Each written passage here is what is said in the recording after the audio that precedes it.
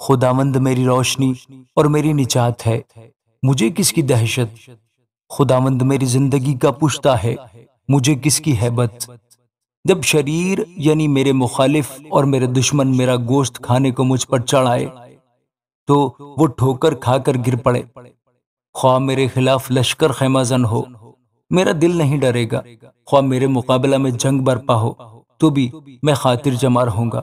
میں نے خداوند سے ایک درخواست کی ہے، میں اسی کا طالب رہوں گا کہ میں عمر بھر خداوند کے گھر میں رہوں، تاکہ خداوند کے جمال کو دیکھوں اور اس کی ہیکل میں استفسار کیا کروں، کیونکہ مصیبت کے دن وہ مجھے اپنے شامیانہ میں پوشیدہ رکھے گا۔ وہ مجھے اپنے خیمہ کے پردہ میں چھپا لے گا، وہ مجھے چٹان پر چڑھا دے گا۔ اب میں اپنے چاروں طرف کے دشمنوں پر سرفراز کیا جاؤں گا۔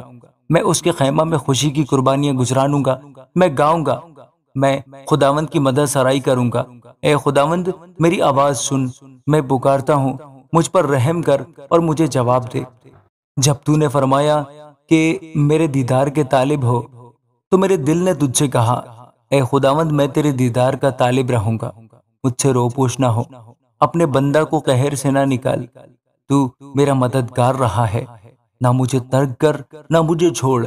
اے میرے نجات دینے والے خدا، جب میرا باپ اور میری ماں مجھے چھوڑ دیں تو خداوند مجھے سنبھال لے گا۔ اے خداوند مجھے اپنی راہ بتا اور میرے دشمنوں کے سبب سے مجھے ہموار راستہ پر چلا۔